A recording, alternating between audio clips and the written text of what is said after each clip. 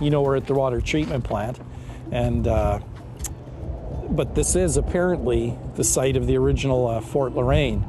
But what's interesting is we don't actually know for sure, because we've never found any physical evidence of that.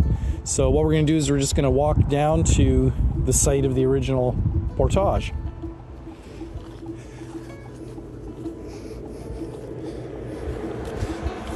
I've been out here recently with Emma from the Fort Lorraine Museum, and we had a look at it, and we've been discussing maybe the possibility of getting out like a professional archaeologist to maybe do a survey for us, because it's really hard to appreciate, what this might have looked like in the 18th century, But I'm going to take you to the site on the river.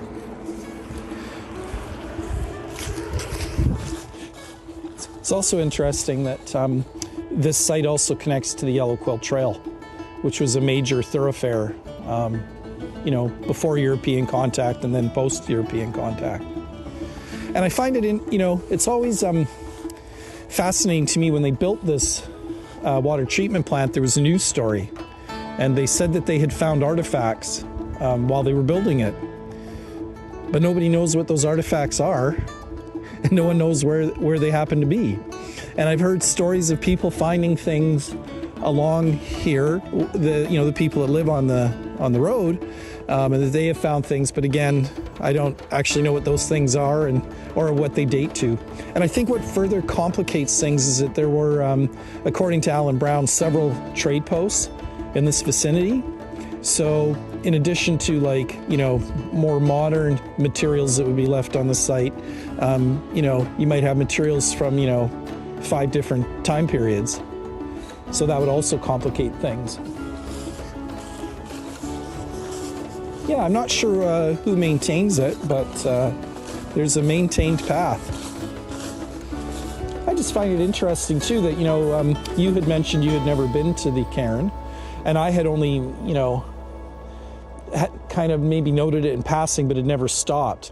And yet we're so close to the #1 highway, and it's such a significant historic spot. It's kind of interesting that it was never really on anyone's radar. I mean, the last time it was visited in any way to do a kind of a survey was 1953. Yeah, Alan Brown sent me some information on the fellow's name was Scotty McNeish, who came here in 53, and he's actually a very celebrated American archaeologist, and he kind of was doing tours in that time period, and he wanted to come here because it was such an important site.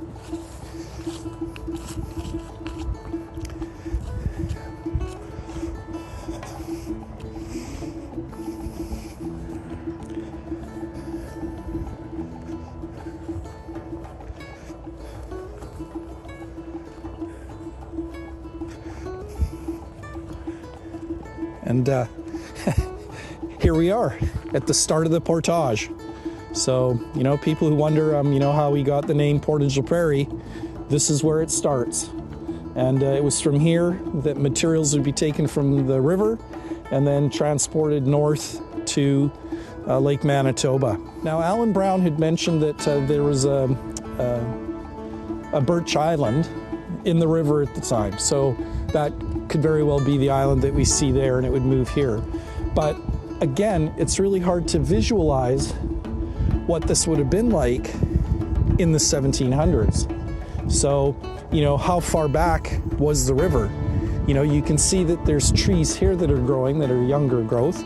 So it's possible that the river at one point maybe went right up to the water treatment plant, But that's why it would be great to get out an expert to have a look at the land here and kind of start imagining, what might have been here or where you could start looking, And it would be interesting. I think it would be fascinating to do some digs out here, So we don't know if it's on this shore or the other shore? Well, as far as we know from the map, it would have been here. Right where this water treatment plant is, where it's believed to have been. However, there's high ground across the road as well. And I've heard that there was a trading post on the other side of the river for the Hudson Bay Company, and that also just across from the water treatment plant on the hill, there was a Hudson's Bay Company post. So we don't know, for sure where everything was once located. We're going back, this is, hundreds of years now. But yeah, this is the beginning of the fur trade, and really the beginnings of settlement in Western Canada is right in this spot.